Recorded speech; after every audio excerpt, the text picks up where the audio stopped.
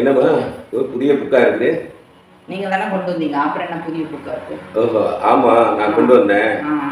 வாசிங்க, நல்லா இருக்கும். சரி, ஏங்க சொல்லுங்க.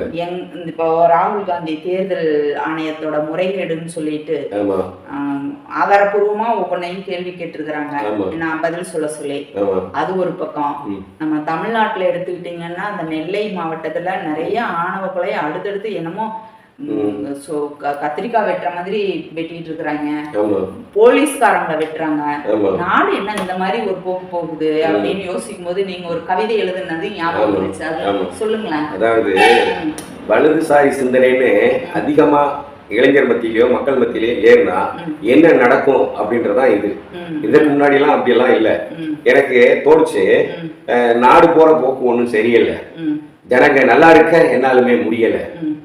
காட்டில் உள்ள வீரப்பணம் வேட்டையாடலாம், ஆனா நாட்டில் உள்ள நல்லவங்க நாட்டை ஆடலாம். நல்லவங்க, ஆமா நல்லவங்க தான் சொல்லணும். என்ன, காட்டில் உள்ள பூலாந்தேவி கொள்ளக்காரியா இல்லையா, அவங்களை நாட்டில் இருந்தா நாட்டையாளும் பூமாதேவியா.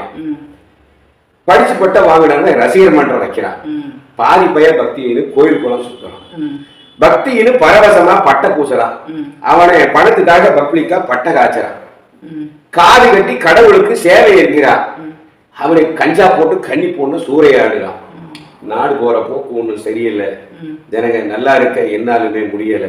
நீங்க இப்ப சொன்ன எல்லாமே இது எப்போ கொஞ்ச நாளைக்கு முன்னாடி எழுதுனது, 2015 எழுதுனேன்.